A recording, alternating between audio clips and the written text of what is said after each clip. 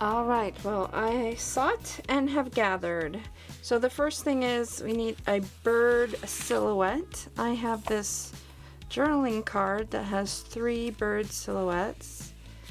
And then leaves. I do have these. These aren't, they're die cuts, but they're made just out of craft paper. They're not real heavy. So I do have these. And the color teal, I have cobalt teal in the golden teal flat that I love, and grid. And there is a grid here in my little rickety-tavy journal, and which, by the way, is teal. It was from the theme teal, so there's lots of teal in it. And I think I'm going to use this because this does have the grid on it. So that's where I'm going to get started. I think I'm going to start with some collage first.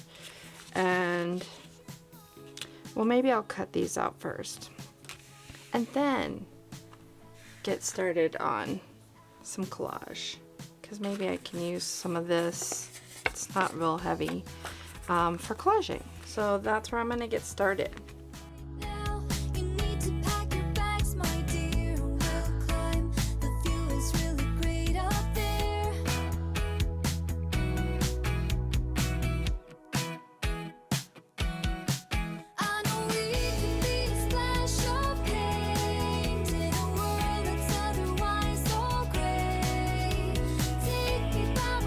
This basket, if you haven't been around and learned about it before, is my bits basket. And so in here I have lots of pieces of paper that have been left on my table after a project and aren't too small. They're usable.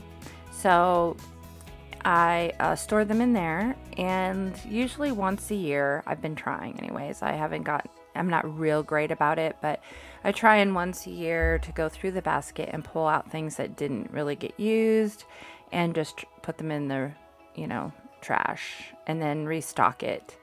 It naturally gets restocked, but sometimes I have papers that I'm like, I'm not going to use this unless I collage with it. Let me get it put down. And I usually will tear it down and disperse it throughout the basket. And that's what I usually pull from when I want to do collage, just basic collage. I'm not doing a prompt. I don't need a specific thing. And it's just general collaging to get started on something. That's what I use. This is my method that has worked for me over the years.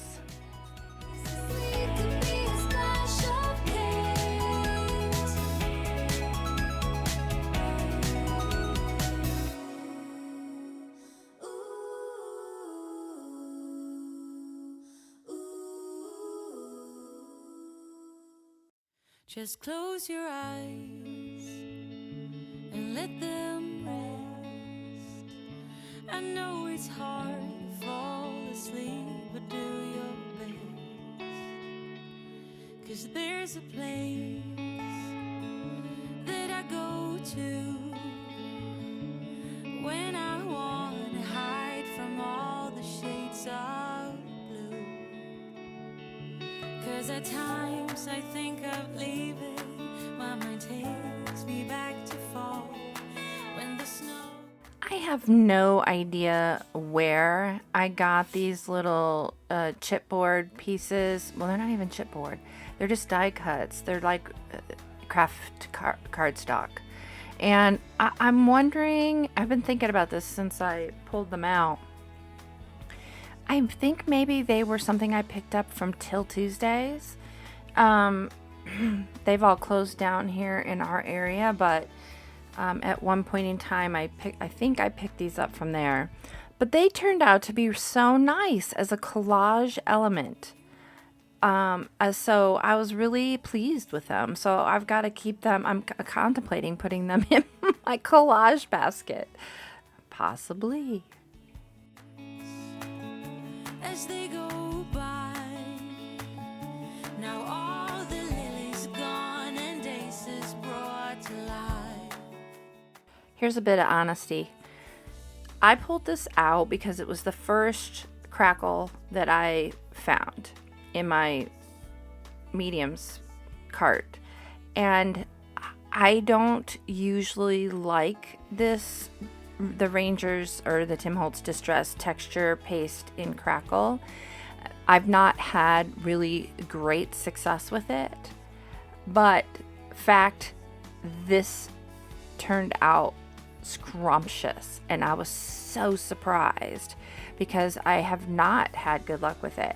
And I'm not quite sure because wasn't just because I put it up against the leaf pieces, but because I did put it on the other page, but I got it super thick. So in the past I've used it. It has curled my page. Even with the lightweight watercolor paper, it curled it. The only thing I found that didn't curl it was if I used a super heavyweight paper. But it would flake off. It would dry and create this beautiful crackle, and then I'd go in to use it and it would just flake off. So like I was having to go in with my Barely Arts glue with the needle nose point and go in and glue all the pieces together in order to have a finished piece. That's just not going to cut it. So I've just stopped using it and put it to the side. But it was on top. It was what I found first, and I used it. And I think the difference is using it super thick, because I really built it up to the edge of those leaves, and then I decided to keep that same weight when I put it up in the upper right hand corner. So yeah, it just, go figure. So I think it's just in how you use it. And fun fact, I do have a video where I review crackle paste, and I'll put that up in the upper right hand corner for you. Okay, let's see. What have we missed here with me yakking on? White gesso. I have put white gesso just with my finger, just blending kind of the collage together to make it kind of all one layer. The collage is now one layer. The crackle and the gesso as the second layer, etc. So that is typical for my process.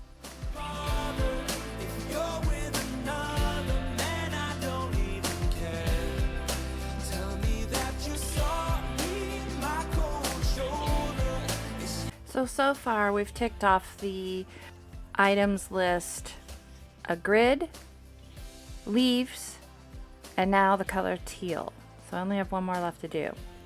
And this color teal is the Golden So Flat, which is a super matte acrylic paint in the cobalt teal. And I love these. They're fairly expensive. They have incredible pigment concentration, all the things about golden that are so awesome. And I love the bright colors in these because I feel like there's something that happens with that matte in a bright color. I feel like it just boings right off the page. I hear a lot of people talking about like when you put glossy over colors, it makes them really have more depth. But there's something about these bright colors with the matte finish when you're using them on lots of actual texture, physical texture, that they seep to the back and make that texture just boing off the page, and that color just becomes so vibrant, and I love it. Love it, love it, love it. So I'm getting that added with my finger and then coming over with my spray bottle to let it wander through all that gorgeous texture that we've created with that crackle paste and the collage.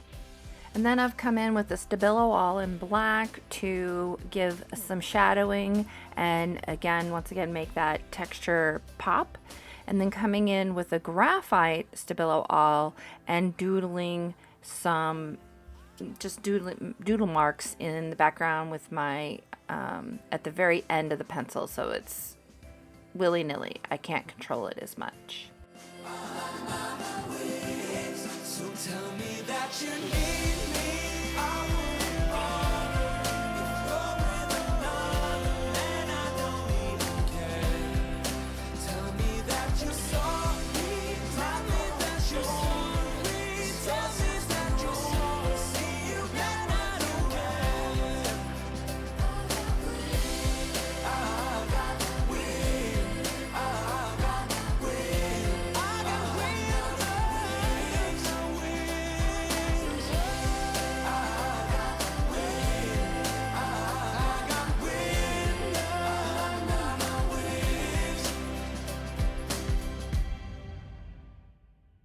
So I've got those birds added, bird silhouettes, and like that, all items are met for this scavenger hunt. But now I need to find some words. So I've pulled out my single word tin, which is overflowing. I need to find something else to put them in.